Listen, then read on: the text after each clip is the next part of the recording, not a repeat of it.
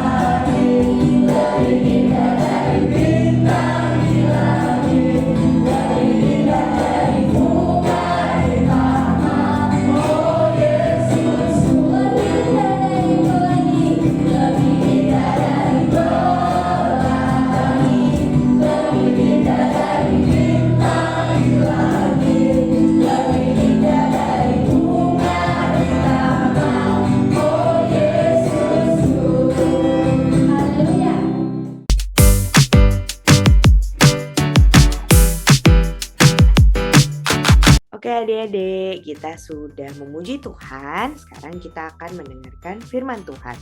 Jangan lupa untuk dibaca Alkitabnya di 1 Tawarik 22.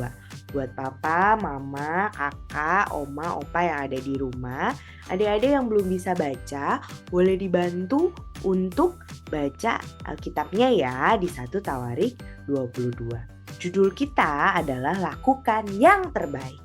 Kita masih belajar tentang Raja Daud. Ayo kita lihat. Ini Raja Daud.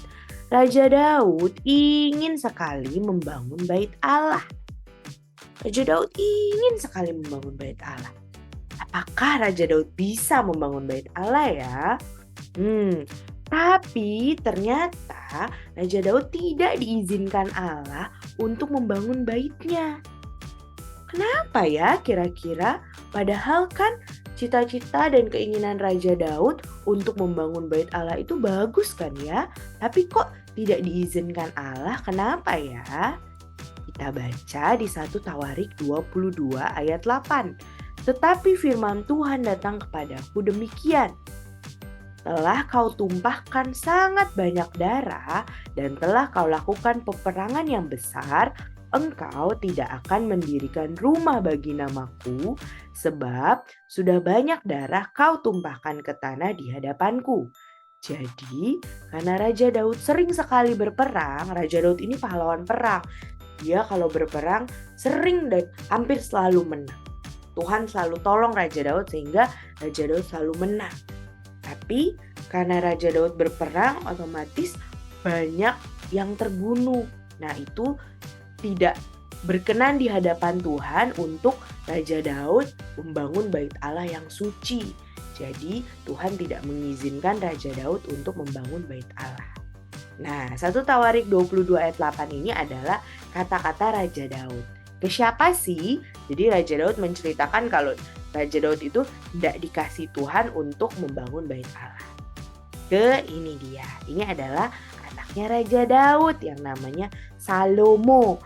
Salomo ini akan jadi penerus Raja Daud.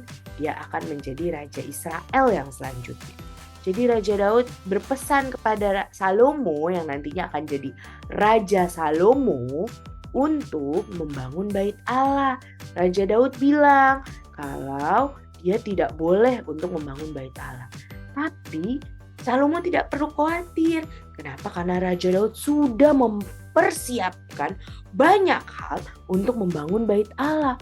Raja Daud sudah menyiapkan besi-besi, tembaga, kayu aras, uang yang banyak untuk alat-alat dan bahan yang akan digunakan untuk membangun bait Allah.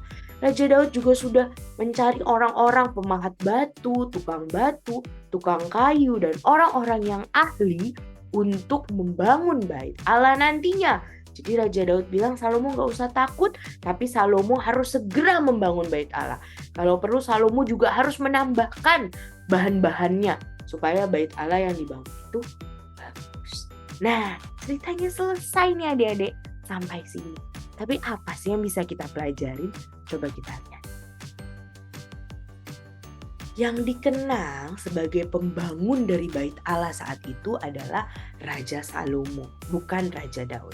Padahal Raja Daud punya cita-cita untuk membangun bait Allah. Tapi yang membangun dan yang terkenal bahwa membangun bait Allah adalah Raja Salomo. Walaupun tidak terkenal sebagai pembangun bait Allah, tapi Raja Daud mengerjakan tugasnya dengan sungguh-sungguh. Apa sih tadi tugasnya? Coba. Tugasnya yang Raja Daud lakukan adalah Raja Daud mempersiapkan bahan-bahan, alat-alat, orang-orang yang akan membangun bait Allah. Jadi Raja Daud mempersiapkan semuanya sehingga bait Allah dapat dibangun dengan bagus oleh Raja Salomo.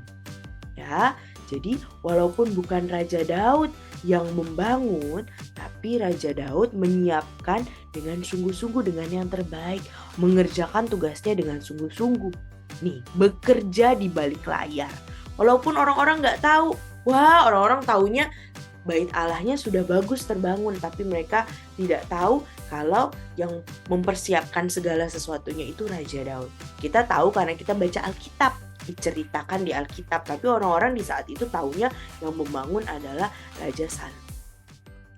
Nah, pekerjaan dari Raja Daud mempersiapkan alat dan bahan ini dan juga orang-orang untuk membangun bait Allah itu tidak terlihat, tapi sangat berguna dalam pembangunan bait Allah. Ya kan? Karena Raja Daud sudah mempersiapkan banyak hal, besi, tembaga, kayu aras. Dia juga mencari orang-orang yang hebat, orang-orang yang pintar. Semuanya dipersiapkan oleh Raja Daud dengan sangat baik. Walaupun pekerjaan kita sepertinya tidak penting dan tidak terlihat oleh manusia, kita tetap harus melakukan yang terbaik seperti Raja Daud. Orang-orang gak tahu, karena orang-orang taunya bait Allahnya sudah dibangun dengan bagus oleh Raja Salomo. Tapi sebenarnya Raja Daud melakukan yang penting. Walaupun orang-orang taunya yang penting itu bait Allahnya sudah terbangun. Walaupun sepertinya ya adik-adik, sepertinya artinya bukan betulan tidak penting, sepertinya tidak penting di mata manusia. Menurut orang-orang, itu pekerjaan remeh, pekerjaan gak penting. Tapi tetap harus melakukan yang terbaik. Nah, pekerjaan sekecil apapun pasti berguna. Jadi, kalau kalian dipercayakan atau dikasih tugas apapun di sekolah, di gereja, yang menurut kalian kecil, kayaknya nggak berguna, kayaknya nggak penting, sekecil apapun itu pasti berguna. Karena itu, kalian harus melakukan yang terbaik. Pekerjaan dan tugas apapun yang dipercayakan ke kalian, kalian harus melakukan yang terbaik. Baik, ayo lakukan pekerjaan yang dipercayakan kepada kita dengan yang terbaik yang kita bisa. Semangat! Semangat ya adik-adik. Kita belajar nih ayat Alkitabnya di Kolose 3 ayat 23 sampai 24. Apapun juga yang kamu perbuat, perbuatlah dengan segenap hatimu seperti untuk Tuhan dan bukan untuk manusia.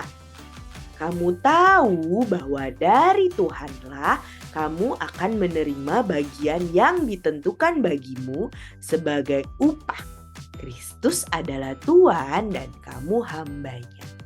Jadi, waktu kita mengerjakan pekerjaan apapun, sekecil apapun dengan yang terbaik, walaupun gak dianggap sama orang, walaupun tidak ada upahnya dari orang, tapi yang memberkati kita dan ngasih upah kita adalah Tuhan. Jadi, melakukan pekerjaan apapun, lakukan yang terbaik seperti untuk Tuhan dan bukan untuk manusia. Kalau kita melakukan yang terbaik seperti untuk Tuhan, orang-orang yang di sekitar kita pun akan diberkati dan kita menjadi berkat. Semangat untuk melakukan yang terbaik. Mari kita berdoa. Terima kasih Tuhan Yesus atas pelajaran hari ini. Kami belajar dari Raja Daud yang tidak dipercayakan untuk membangun bait Allah. Tapi Raja Daud mempersiapkan peralatan, bahan-bahan, dan orang-orang dengan yang terbaik sehingga pada saat Raja Salomo akan membangun, semuanya sudah ada disiapkan oleh Raja Daud. Kami belajar bahwa apapun yang dipercayakan kepada kami, walaupun hanya pekerjaan kecil, walaupun sepertinya tidak penting, kami harus melakukan yang terbaik. Karena waktu kami melakukan yang terbaik seperti untuk Tuhan, kami menjadi berkat buat orang-orang di sekitar kami. Kami tahu upah kami bukan dari manusia, tapi dari Tuhan. Tuhan yang memberkati kami. Tolong mampukan kami Tuhan untuk melakukan yang terbaik apapun pekerjaan kami. Terima kasih buat pelajaran hari ini Tuhan Yesus. Pertemukan kami kembali di sekolah minggu-minggu depan. Tuhan memberkati teman-teman kami, guru sekolah minggu kami, guru kami di sekolah, orang tua kami, keluarga kami, orang-orang di sekitar kami. Tuhan memberkati. Terima kasih Tuhan Yesus. Di dalam nama Tuhan Yesus kami berdoa dan mengucap syukur. Haleluya. Amin. Oke adik-adik, Tuhan Yesus memberkati. Sampai ketemu minggu-minggu selanjutnya. Bye-bye.